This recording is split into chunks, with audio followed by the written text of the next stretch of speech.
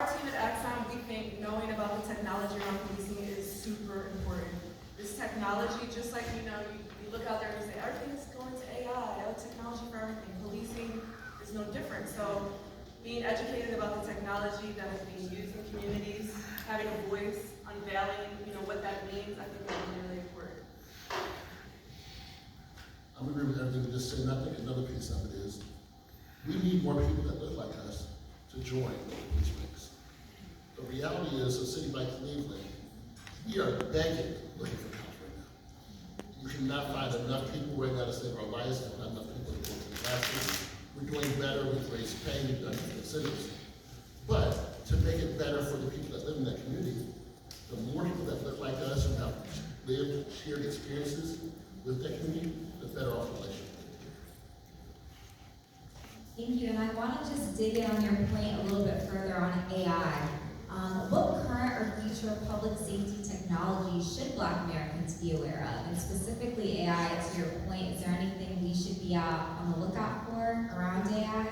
Things we can share in our communities? Yeah, I think everyone should be reading up on facial recognition. So AI is like a broad spectrum of products, that's just one thing, but facial recognition in particular, I think is which causes the most alarm for the Black community, as the studies show that Black faces, I think it's Black women in particular are the demographic that are most not recognized by AI, so you get like a false match, a false arrest, a false, so I would say facial recognition. Thank you. All right, we're going to go ahead and move into our next subset of questions. We have a few more questions in the subset, so we will get you guys food soon, and we'll have Q&A for the audience as well, so please save that to the end. But we're moving into housing. So what should Black Americans be doing to bring down the cost of housing? Especially in New York. I live in New York City. Anyone in New York in the room? Okay. Yeah, so housing is expensive, and it just keeps going up. What can we do? Right. Well, as y'all know, Marshall Fugg was pretty known for saying the rent is what? Too damn high. The rent is too damn high. So I advocate, I think there are two things that any city municipality should be looking at around rent control. One, we have to understand, do we have enough affordable housing? I want to be very clear. Affordable housing is not low-income housing. It's not the same. Right? And so people just thinking, y'all just create more projects. It's not quite what's happening, right? So I live in, well, I'll talk about my fraternity. So I'm in 586, a big shout out to 586. Yes, sir. Yeah, appreciate you. So 586 headquarters is in DC proper. We're getting ready to revamp our first level, and then we're building affordable housing. That means neighborhoods really needs. Affordable housing in DC is considered 60% of what the average salary is in that area, the average income.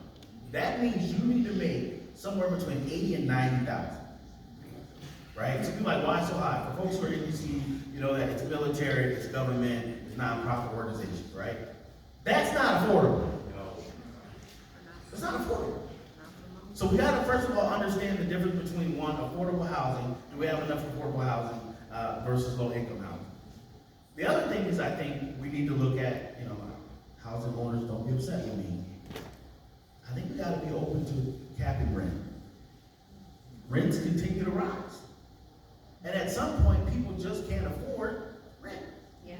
We were in Boston last year for people who live in Boston, and we've now found out that 80% of the people who live in Boston are renting.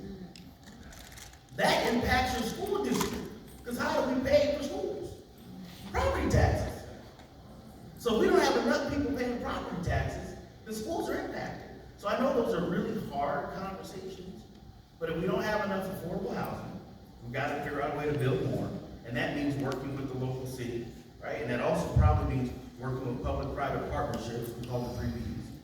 And then I think we need to consider rent control. And I know people want to make money, but if folks cannot afford the rent, then you're not making much money. And so those are really hard conversations. They're not as fun, but that's the only way to do it. Remember, for folks who are really watching this, what's the federal minimum wage? $7.25. $7.25. $7.25. So that's where Right. you start. And that's where it starts. And so the wages aren't keeping up with the rent controls. And so that's a hard conversation, but I just think we just have to be open to it, because the reality is that they're now saying there's not enough housing, and gentrification is really impacting our communities. I know someone, I think we were talking about HBCUs, and I hate to say this, but if you go around Howard University, it's looking real gentrified. So I just think that even when we talk about these economic impact zones, I think we have to have conversations with the zoning boards to figure out what we can do. But I think at some point we just have to figure out, like, you know, people's salaries and incomes just aren't keeping up with the price of rent. I think another point is housing discrimination that folks don't concentrate on. So I feel like Boston does such a great job. I mean, I did work housing discrimination, but no, they do a great job. Small cities with a lot of money, but you know, in Cambridge, Mass, you can't build anything there without getting 25% of that property to affordable housing, and that's what demanded it. You know, like citizens demanded it. So I feel like small cities do a good job, but housing discrimination, mortgage discrimination, that we know is still happening. So for Black people that are still making money and can buy, they're still being discriminated against while looking for mortgages. So I think that we think that's something of the past that's still happening big time. Thank you. And my next question is, do you believe Black Americans support affordable housing? To be honest, in my community, this isn't something that I hear talked about enough, even though it's impacting all of us.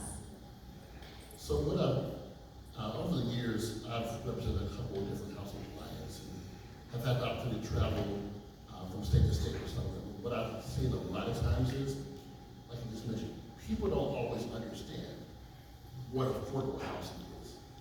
When people hear some of the buzzwords, affordable housing, Section 8, rental assistance, people think that they're coming to the hood and it's going to get their house going to be messed up. The reality is affordable housing is for everyone. There's some people in certain places that can make $80,000, $90,000 a year who may live in affordable housing. So I think a big part of this is changing the way that people view these terms, and then people have to respect it. Just because affordable housing is coming to the community does not mean it's going to change the community. Does not mean it's going to change who lives there. So I think that's a big part.